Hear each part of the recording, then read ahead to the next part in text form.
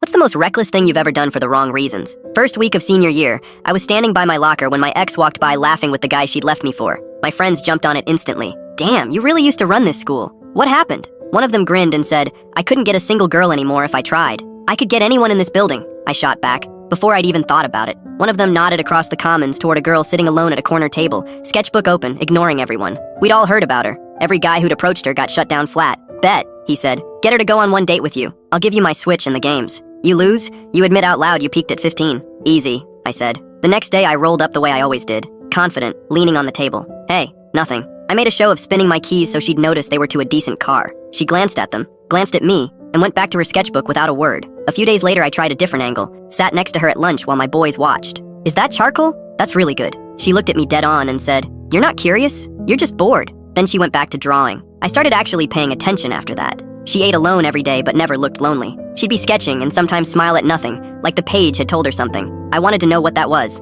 I found another excuse. After school I saw her drawing on the bleachers. What is it? I asked, and realized I actually wanted to know. She eyed me, suspicious, then said, A heron. They stand still for hours. Then they're gone before you even see them move. That was our first real conversation. Over the next few weeks we kept crossing paths. Some of it accidental, a lot of it not. Each time we talked a little longer. One afternoon I spotted her by the creek behind the school, crumbling bread for the birds. No friends around. No audience. I walked over anyway. Why are you always by yourself? I asked. She looked at me like she hadn't expected the bluntness. It's simpler this way. I kept pushing. Why not let anyone in? She laughed, but it came out hollow. Do your parents have steady jobs? A house? I said yeah, confused. If you'd spent middle school moving between foster homes, she said, and the one place that finally felt safe sent you back after 8 months, how would you spend your lunches? My stomach dropped. I had nothing. She nudged my shoulder. Relax, loser. I actually like talking to you. You too, I said, and this time I meant it. She smiled, and my chest did something stupid, and that's when I knew I was in trouble. That week I found my friends and told them the bet was off. Knew you couldn't do it. One of them laughed. The other said I was washed.